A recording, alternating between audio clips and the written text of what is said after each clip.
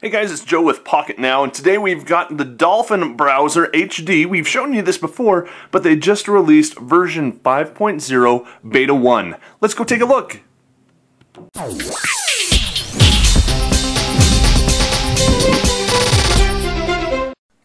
Alright, this is a beta, first and foremost. It is not available in the market as of the time of this recording. You have to download it from their website. So make sure you head over to Pocketnow.com so you can get a download link so you can try it on your own Android-powered phone. But once you go ahead and download it, and I just scanned a QR code and downloaded it straight down here to my downloads folder. It's just a little bit over 2 megabytes.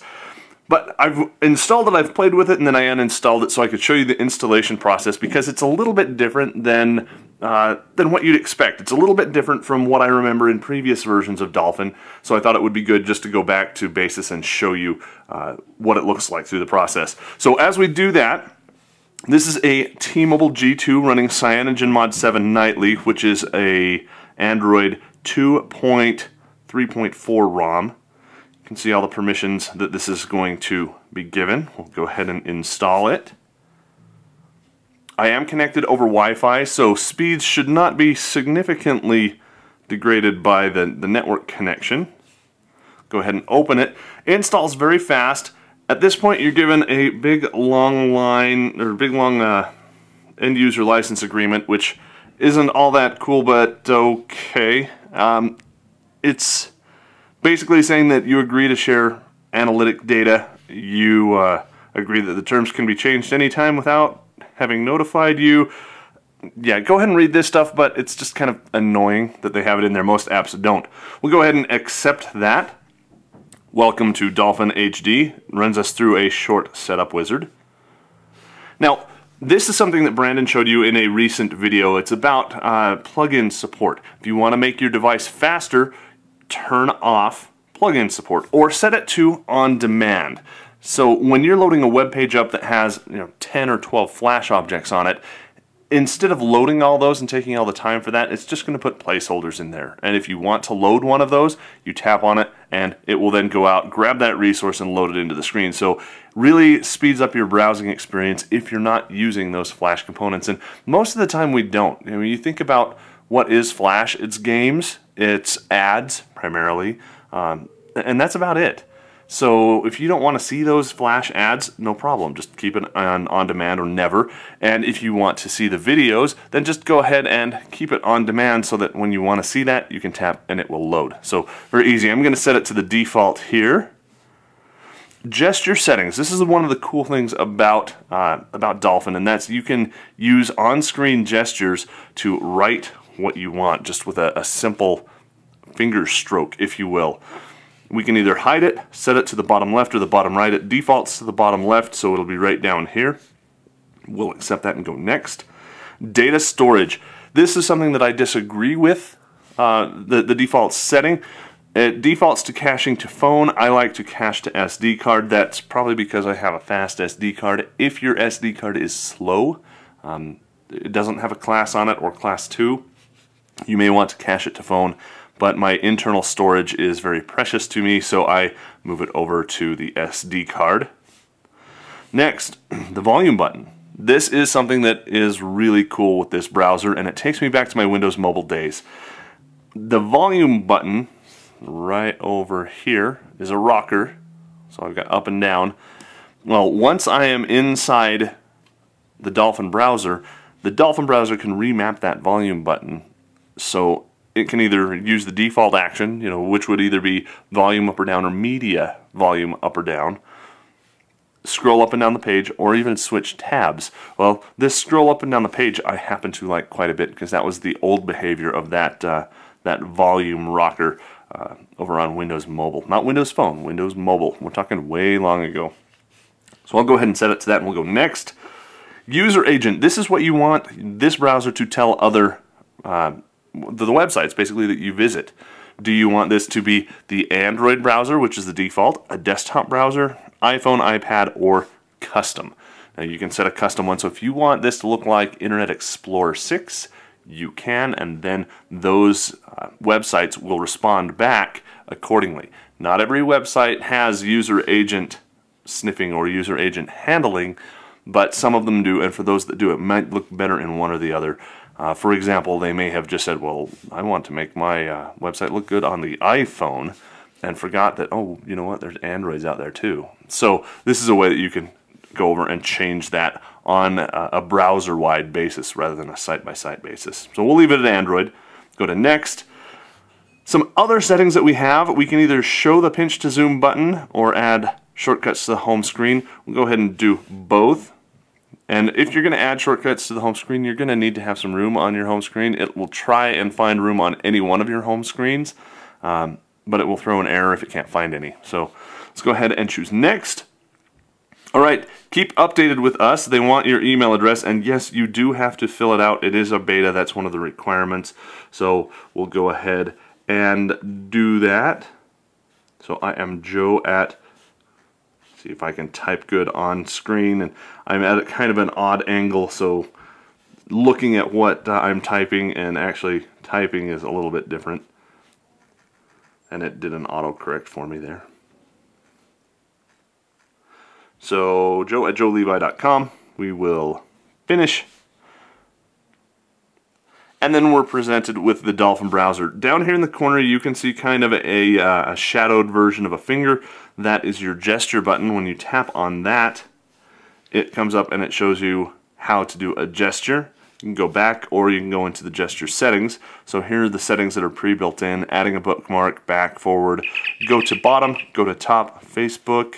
And yes, those who just heard that, that's new mail. I have the Star Trek communicator because I've got so many people in my office that have Androids now. I know, I was like the second person there, and now everybody has them, so I had to find a new notification sound, and that's what that is, just in case you're wondering, because I know you're going to ask about it in the comments. So we can go ahead and do this. All kinds of neat stuff. We can go in and change things if we want to, but you know, I'm pretty happy with those, so let's go ahead and go back. There's a recommended add-on here, and it's going to do this the first time you use it. You can go out to the market and download this Bookmarks to SD, which is essentially going to back up or allow you to back up and restore your bookmarks from various different Dolphin-based browsers to your SD card, and it's also going to keep your Google Bookmarks synced up with it. If you want to try it, you say OK, it will take you to the market so you can download that. I'm going to say cancel. I assume by saying cancel it will remind me again because there is a never button right there. So we'll go ahead and cancel that. Over here you'll notice we've got a tabbed interface. So here's our first tab. It's got the Dolphin Browser. There's a plus button over here. We'll go ahead and open that up. And very, very Chrome-like, I've got all of these speed tabs or speed dial buttons where I could go to. I assume this is going to be, the top part is something you can set. It's got this little plus button. Down on the bottom, it has the most visited websites. So it separates the two out for you. You can have your own bookmarks, essentially. Frequently used bookmarks up here, and then it will remember what websites you visit most frequently. Of course, everybody wants to see what it looks like going over to, and again, it's hard for me to type at this strange angle, doing it on camera. So, oh, Brandon, you're going to love this. We have a new website. It's pocketbow.com. So pocketnow.com. But before I hit enter on that, what I want to do is pull out this Nexus 1, which is also running a CyanogenMod nightly, and we're just going to open up the stock browser. Again, we're on the same Wi-Fi network over here, so we're going to go to Pocketnow, which is spelled with a W now, .com. And again, I'm sorry guys, I'm looking at this at a weird angle. So we've got the two, Pocketnow, Pocketnow. Alright, let's go ahead and hit the go button on both of these. And almost exactly as fast on both of them, the mobile version of the Pocketnow website came up. All kinds of good. Let's switch over to the desktop version, and I started a little bit earlier on the G2 than the Nexus 1.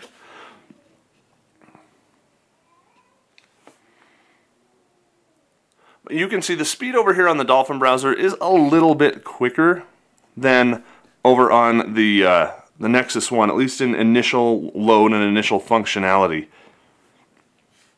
Both of them look good. They've rendered everything appropriately. I have Flash turned on apparently over here on the Nexus one, so our Flash ads are coming up and displaying, where over here you can see this ad right here has the missing plugin link, so I can tap on that, and then it will go through and reload the page with the Flash component in there.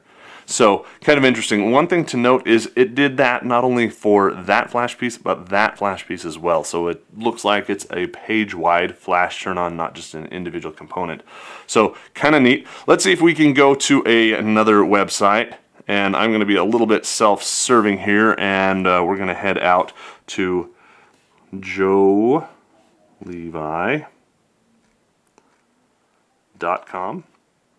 Now, this site is not mobile optimized at this point in time. It's desktop browser optimized.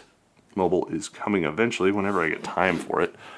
But just to see what it looks like on both of these, let's go ahead and go. I do have a randomization script running on there, so it's going to look a little bit different. A little bit faster initial load over here, but overall about the same speeds between the two browsers. Scrolling around is a little bit nicer on the Nexus one, because I've got this interesting little characteristic, and that's what I'm going to get into next. So this page, and this is why I deliberately picked my page, is wider than what I can see in what's called a viewport. The viewable area of the screen is a viewport in web development terminology.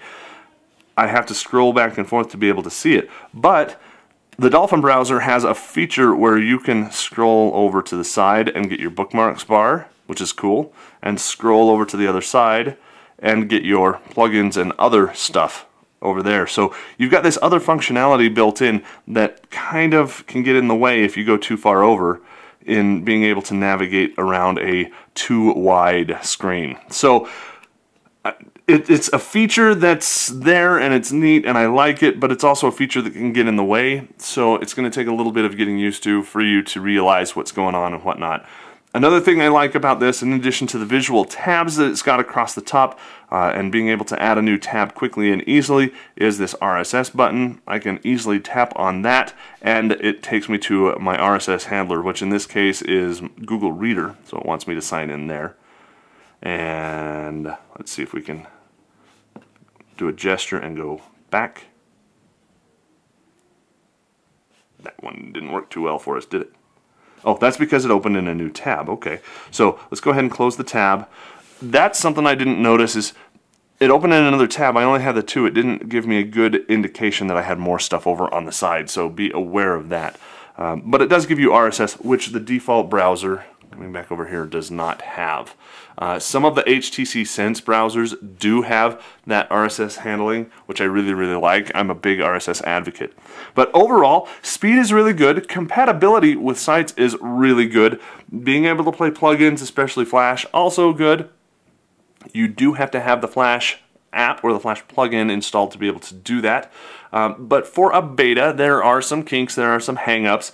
It is still very nice. It is a great evolution of the Dolphin browser. And if you've been looking around, you know, kind of on the sidelines waiting to go over to an alternate browser, go ahead and give this a try. There's only one more thing that I want to mention here, and that's if you go back home and, so here's our Dolphin browser. Okay, two things that I want to mention. Come over to an empty area of the screen. We can add a shortcut, and that shortcut can be a bookmark. Okay, the bookmark is going to open up in your default web browser. You can also add a Dolphin bookmark, which is going to open that bookmark in the Dolphin browser. So that's really kind of nice. And that gets me to what I was going to say is, if we come down here and launch the browser action, in this case it's opening up the browser. But if I had that bookmark over here, it would pop up with a dialog and ask me, hey, what app do you want to use to complete this action? And it comes up a lot. You have to specify a default one or it's going to harass you sometimes 2 and 3 and 4 times per web page, especially if that web page has frame sets on it. So If you want to try it, set it as your default browser. It's easy to unset that as your default or to uninstall it if you want to as well. But definitely worth a download and the try. Again, the link for the beta version download is going to be over at Pocketnow.com, so make sure you go ahead and take a look at that. If you like seeing these kind of beta videos so you can either try them or know not to try them yourself, make sure you give this video a big thumbs up. If you haven't yet told your friends about Pocketnow, now's the time to do it. And of course, if you are watching this over on YouTube, make sure you subscribe to our videos. That's really the best way to keep up to date on technology. The website has an awful lot of stuff coming to it. We've got an RSS feed to help keep you up to date there. You can also do basically the same thing with YouTube so that you can keep up to date with the videos there as well. Subscribing is free as always, and comments on both the video and the articles are greatly appreciated and encouraged. If you've got questions, comments, or saw something that I didn't mention or glossed over too fast, make sure you let us know that in the comments so that we can share that with everyone else who is reading the article and watching the videos.